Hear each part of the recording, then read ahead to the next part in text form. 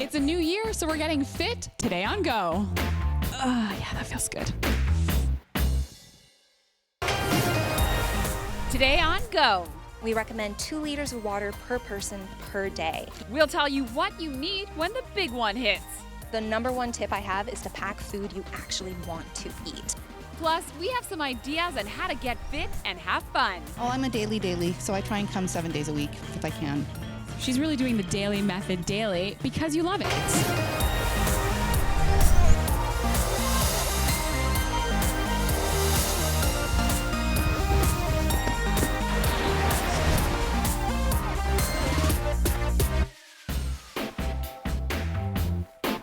Hello and welcome to Go, only on Shaw TV. I'm Bianca Salterbeck, and today I am taking part in a daily method bar class because let's face it, it's the new year and that means starting new healthy routines. Now, daily method combines ballet, yoga, Pilates, and orthopedic exercises, and I can tell you from experience, you will feel it when you take a class. But enough talk, we're gonna start the show by getting a crash course in this fitness craze brought to Vancouver by 2 local sisters.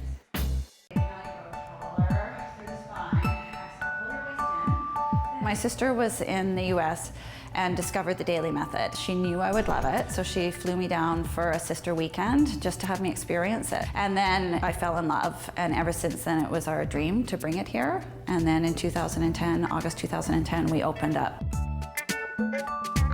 The Dailey method is a full 1-hour workout. It works every single muscle group in your body and strengthens, lengthens, and tones, and it's fun. Spread the toes wide in the sock. Good, and feel that good. So I stepped in, did a bar class with you guys. Gina was in my class. What do you love about bar? Everything. But I think it's the results and the people. You told me you come every day. Is that 5 days a week? How does that work? Oh, I'm a Dailey, so I try and come 7 days a week if I can. She's really doing the daily method daily because you love it. It's an hour of my day where I think about nothing except being present in the moment of what I'm doing, and that's a gift. What's really unique about the Dailey method in its safety and efficiency is that it's non-impact. We use resistance exercises using our own body for resistance. And so therefore, I can have elite athletes and somebody who's been sedentary for 4 years in my same class. And then you'll also see generations in the class. So you'll see a mother, a daughter, a grandmother, all in the same class. Also joining me in today's class is Heather. Heather's pregnant, and here you are at bar.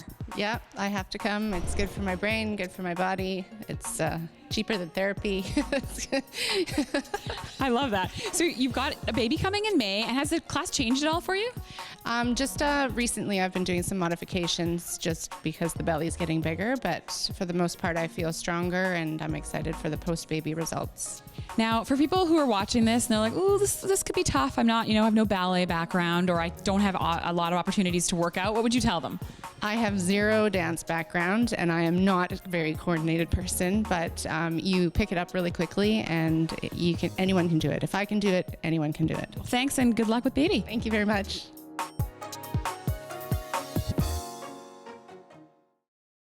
Okay, that was so much fun, and I will definitely be feeling it tomorrow.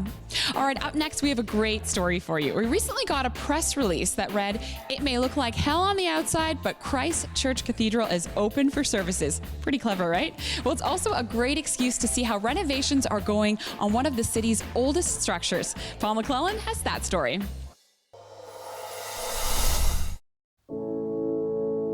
The view of a familiar landmark at the corner of Georgia and Burrard has been obstructed for Vancouverites in recent months as upgrades to Christ Church Cathedral, the city's oldest church structure, hope to strengthen a building which has strong ties to our community, dating back to the late 1800s. When Christ Church was built, this was a residential neighborhood for the most part. There were homes all the way down Burrard Street, north on Burrard Street, north on Hornby Street, a couple small businesses, which is why the size of the church, kind of hard to see underneath the scaffolding, is not an enormous building. It's actually quite a quite a compact building, but slowly this part of Vancouver became the downtown. As Vancouver grew to be the major city hub in the lower mainland of British Columbia, this strip, which was largely residential, Georgia and Burrard, businesses came in, and all of a sudden this little church became an urban church in now Canada's second or third largest city. This current project is an update of the kitchen, the addition of a bell spire, and repairs to the roof, which explains this giant umbrella of sorts over the cathedral. It is Vancouver, after all. We've worked over the years very, very closely with Vancouver heritage advocates and have identified what are the character-defining heritage features of the building so that those can be preserved and celebrated. But also, what are the things needed to actually keep the building for another 100+ years? The original structure dates back to 1890 for the most part, and as you might imagine, no seismic in there at all. Don't think it was on anybody's radar at the time. So we've built down, we've deconstructed the existing roof all the way through to the innermost layers, and we're now building back up. The cost of all of this is $9 million, and the process has required some unorthodox methods. One of the integral elements to the scaffold, and it's unique to North America, is use of an Apollo beam, which is a product made out of Sheffield in the United Kingdom, and we are using it essentially as a single girder gantry crane. So the scaffold structure's been built up with the roof over the top, and then the girder crane sits within the middle. It runs along these rails that run the full length of the project. So we can now essentially lift materials from our loading point in the laneway on the east side of the project up to the highest level, over the top of the ridgeline of the existing cathedral and to all points of the footprint of the project. In the end, not only will the life of a piece of Vancouver's history be greatly extended, but the residing congregation and groups will have increased resources to do good. The kitchen used to end right where I'm standing here, and it's been expanded out more than twice the size that it was. Why? Because one of the core businesses we're in here is feeding people, particularly the street identified community. It's fabulous to be able to work on a project of this age, you know, to maintain the Vancouver skyline a little bit for future generations and the likes. You have a sense of history here, but you also have a sense that this is a living building. It serves a living community, a community that's really committed to reaching out to the most underprivileged people in our society and to make a difference, to make Vancouver a better place. So while the city skyline continues to change, with these upgrades, you can count on at least one familiar site at the corner of Georgia and Burrard for at least another 100 years. In Vancouver, I'm Paul McClellan for Go on Shaw TV.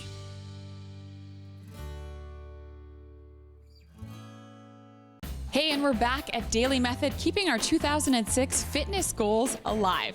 Now, one thing that Vancouver can't seem to shake are those pesky earthquakes. We recently experienced a small earthquake that got a lot of people's attention. Probably a good reminder to be prepared. So we sent our Dunya Tozy out to learn the basics of putting together an earthquake kit.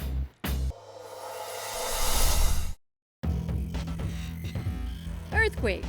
Scary and destructive, and it's something that we can't escape here in the Lower Mainland. But having an adequate emergency preparedness kit can make all the difference in helping you survive while you wait to be rescued. And here we're joined by Meredith Hall from the City of Richmond's Emergency Preparedness Team. So Meredith, can you tell us, why is it important to have an emergency preparedness kit? Well, it's important to have an emergency preparedness kit because when something like an earthquake or a large storm or power outage happens, you're going to want to take care of your family. And so having all the items you need in one place is going to make you feel a lot safer, as well as you're going to be able to be a lot more comfortable. Okay, so let's get right to it. So what's the most important thing to have in an emergency preparedness kit? Well, the most important thing to have, other than a good sturdy bag, is you want water, because what we say is prepare to be taking care of yourself for 72 hours. And we recommend 2 liters of water per person gallon per day. You can go to any sort of camping store, outdoor store, and you can get these water packs, and they actually last up to 5 years. And next, of course, is the food, right? Yeah, so the number one tip I have is to pack food you actually want to eat. I always say things like crackers that are light to carry, some canned food. I like things quick grab-and-go snacks like peanuts. You can buy emergency meal replacement bars, so these are things like the military uses, and they're pretty tasty, very high in calories, get you all your nutrients. What I also recommend is having a flashlight. This one is really great. It's a dual flashlight and radio, so you can keep abreast of everything that's going on. And then always, of course, have extra batteries. And then some candles and some waterproof matches are always handy to have around. And also what's really important is a first aid kit. I also recommend that people get copies of their prescriptions and have extra medications on hand. Right here, I have my emergency plan, which I've written with my family. And as well, I have extra cash and a map of my area and all of my important insurance and ID. Because if something happens to your house, you're not gonna wanna have to go searching for those papers. So what I do is I have made print copies, as well as I have a USB key with everything that I need, so I can immediately grab that, and then I can get help from my insurance company faster, or I have my ID, so if I need to be reunified with my family, it can happen. Okay, and the final thing, where do we store this? I always wonder, where am I gonna keep all that? I know sometimes space can be tight. If you live in an apartment, it can be hard to find room. I say put it by your front door if you can, in your closet, somewhere where you're going to be able to grab and go in case you need to evacuate your house, or just somewhere that's easy to access. So not at the very back of your garage under a bunch of boxes, somewhere where you're going to be able to go in, check regularly if your food is still good, and just make sure that you have all the items you need in your kit. That's awesome. Thank you so much, Meredith. And if you'd like more information, you can go to the City of Richmond's website, which has a lot of resources. At the City Hall in Richmond, I'm Jeannie Tozy for Go on Shaw TV. All right, another goal for the new year, well, besides getting fit like we're doing today, is get yourself prepared for an earthquake. Have that kit close by. Now, we have to take a quick break, but stay with us. We have lots more to come, and we're going to tell you about a new alternative medicine called salt therapy. How does it work, and why should we do it? We'll have all the answers coming up after the break. This way they fight the bacteria, they absorb humidity from around. Find out why salt therapy may have you breathing a sigh of relief. I can see how people would just fall asleep here.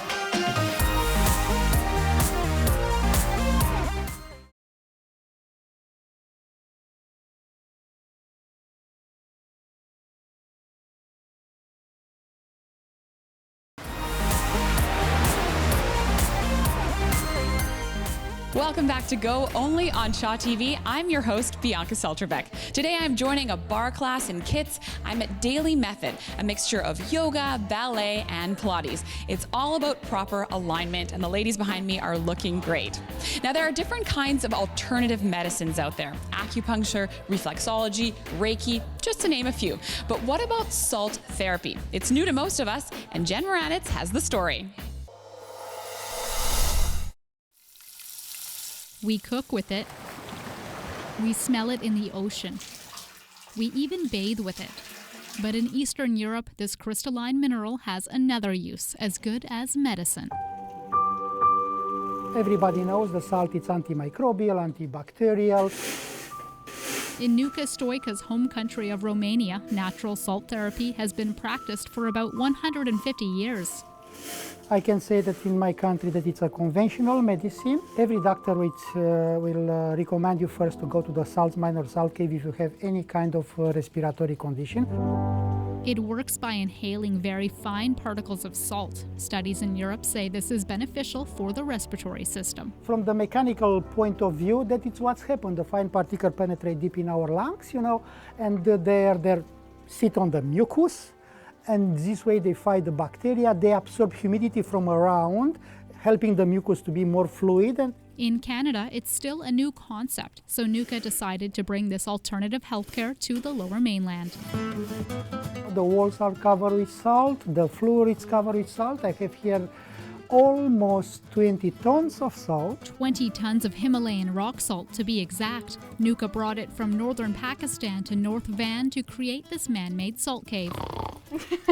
I can see how people would just fall asleep here. Nuka's business is called Salt Wonder. It encompasses this salt cave, a single-person room with a heated salt bed, and a nebulization salt room for shorter, intensive sessions. I want to use even for kind of Reiki or reflexology. Although it hasn't been widely studied in North America, studies in Eastern Europe state children under 7 who undergo salt therapy have a 90% success rate. Before this age is still in process of developing, and the children react very fast. Growing up in the Ukraine, Victoria Dragoon heard success stories from the salt mines, so she brings her 2 children to the North Van Salt Cave to help with her son's asthma. We do some breathing exercises. Take a few deep breaths with Julian and Liana. We use much less puffers now than we used to use before, right, Julian? Yeah. As for adults, the studies suggest a 70% success rate. Monica, who has fibrosis and is prone to bronchitis, says the salt cave has helped her immensely. It's a huge help. I mean, what I have, it's a chronic thing, it will not go away. However, it makes my life much better.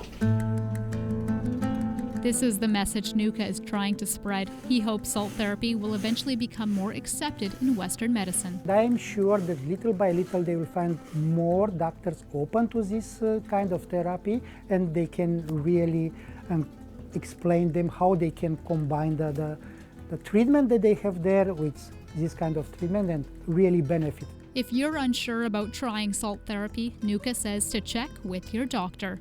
From the Salt Cave in North Van, I'm Jen Moranitz for Go Vancouver. We're still working away here at Dailey Method, just one way to get your sweat on and get healthy for 2016. Now, we like to keep you updated on what's happening in your community, so check out today's On The Go featuring art around the block.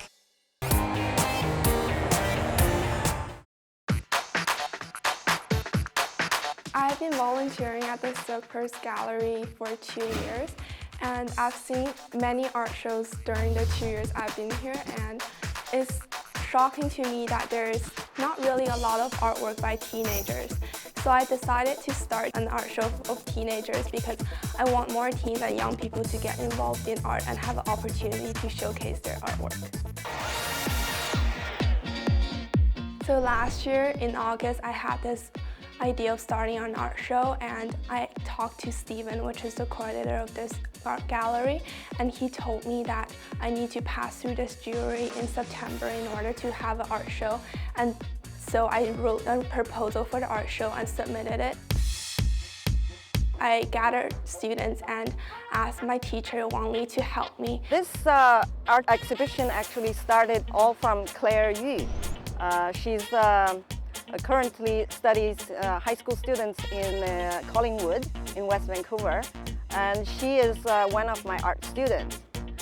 And she organized this show. This is my work here. I named it Self-Destruction, which is actually quite self-explanatory if you carefully look at how the eraser is erasing the pencil drawing itself.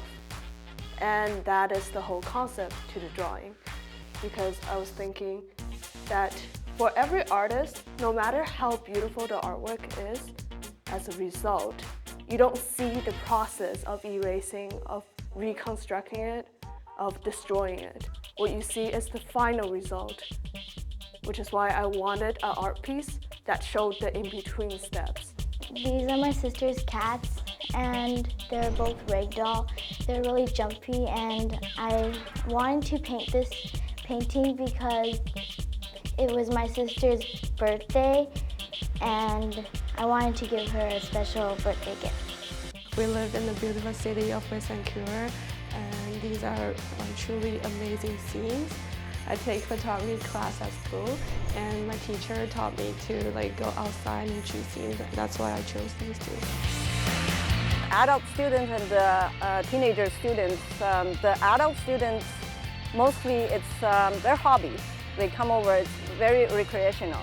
The high school students are more creative. Adult students are more like, oh, I want to paint a piece to put on my living room wall.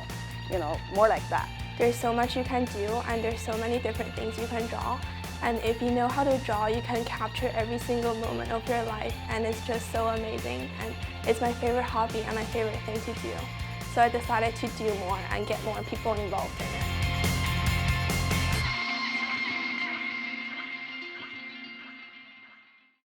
All right, we have to take a quick break, but stay with us. Lots more to come from my very first exercise class of the year. It's the second week of January, so that's not so bad, right? Well, stay with us. We'll show you how you can work out and deal with pain and stress at the same time.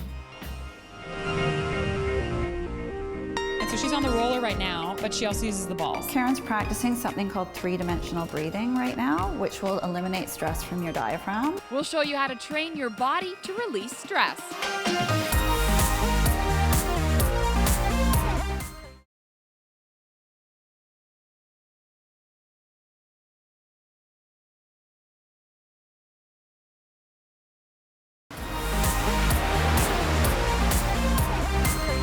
Welcome back to Go, only on Shaw TV. I'm your host, Bianca Salterbeck, and today we're getting back on the fitness train, taking a daily method class in kits. All right, today on the show, we are talking about getting fit, being healthy in 2016, but that's, involves more than just looking good in your yoga pants. It's about stress-free living, pain reduction, and you're gonna tell us about something new called MELT. Yes, so the MELT method is a self-treatment technique. So up until now in exercise, we've focused on the musculoskeletal system.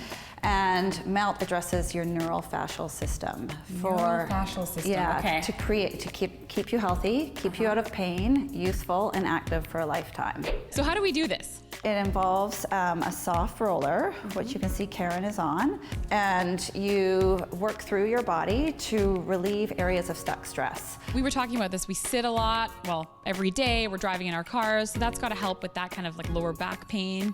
Yes. And so she's on the roller right now, but she also uses the balls. Karen's practicing something called three-dimensional breathing right now, which will eliminate stress from your diaphragm. It'll improve your sleep, your digestion. And how do the balls get involved? So the balls, you've got lots of connective tissue in your hands and feet. Connective tissue dehydrates over time. You can rehydrate it with compressions. It's really simple, just little compressions. So she's compressing her hands. As she comes off, there's a fill effect into her connective tissue. You melt your hands, it's about the balls, it's about breathing, and just sort of starting the new year feeling good head to toe. Stress-free, reducing stress, getting stress out of your body. Say bye-bye to stress. Auf Wiedersehen, stress. Thank you so much, awesome. Well, as the famous phrase goes, fashion fades, but style is eternal. Next up, meet a 71-year-old tailor who's still stylish, and he's been keeping Vancouverites fashionably fitted for 44 years.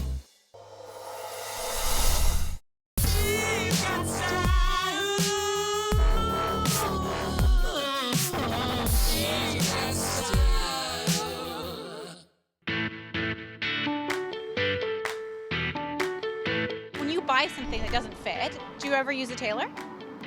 Not usually, because usually I can do it myself. Sometimes I buy something that doesn't fit, but I just leave it in my closet. Have you ever tried to tailor anything yourself? Never. As a stylist, one of the most important people on my team is a tailor. So today, we're gonna go meet one of Vancouver's very finest tailors. His name's Giuseppe. Come meet him.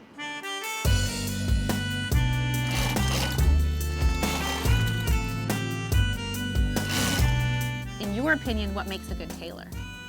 The first thing, it needs a lot of time to learn, like lots of apprentices. When I was in Italy to learn the tailoring, was like at least 3-4 years to learn. To be like very good, you have to have a good teacher, he teach you very well, and you need a very good material.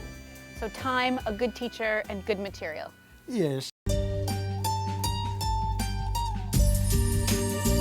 Talk to me about how you started, what made you decide to want to be a tailor? In Italy, when I used to work, was a small village where I work, and usually, you never got paid. You just to work till I was about 17, 18 years old. I never got paid, nothing, just to learn the trade. I decided to come in Vancouver. I have a brother here. I used to have a brother.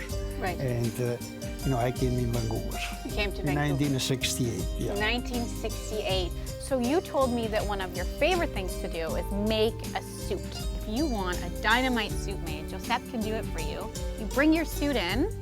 Yeah, we can Josep make it can the make same, it. yeah. Yeah, yes, you bring the suit, we copy, we make it the same way, the same type of suit. Okay, and then I have a question for you. What's your style tip? A Josep style tip. Some people like wear the suit very, very tight, and myself, I don't like it too much that way, And what about a style tip for women? For the woman, usually the dress, especially at the waistline, where you have the right height, usually okay. So this is the key. Your style tip is to buy the waistline in the right height. But that's the most important. So, Josep, I just wanted to say thank you for having me. You're welcome, my pleasure. And I'm excited to bring my clients to see you. I'm going to have you make all their suits. No problem. And we won't make them too tight. We make it the right way. We'll make them the right way. We make it the right way. Yeah. And now we're going to take a selfie so we can say bye to everyone. Remember, ready? We're going to take a selfie. Okay. Cheese.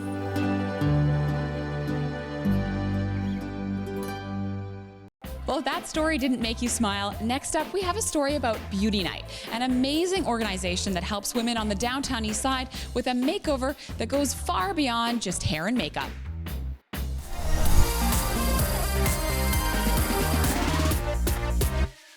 Hi everyone, tonight we are on the scene at Beauty Night, which is celebrating 15 years helping women on the downtown east side, and I am here with the executive director and founder, Caroline McGilvery. Caroline, congratulations on 15 years, and for those who don't know, what is Beauty Night? Beauty Night is a charity we started 15 years ago, and what we do is provide programming to build self-esteem and change lives, and do a lot of our work in shelters, transition homes, and healthcare facilities. And tonight there are women here who are getting massages, they're getting manicures, they're getting pedicures, and some people might say, why not food? Why not shelter? Maybe you can explain how the aesthetic and human touch is what Beauty Night is what it's all about. Beauty Night's about reintroducing healthy touch to people who may have experienced violence. 1 out of 3 women, 1 out of 6 men have experienced sexual violence before the age of 18. So Beauty Night's a great way to come together, build as a community.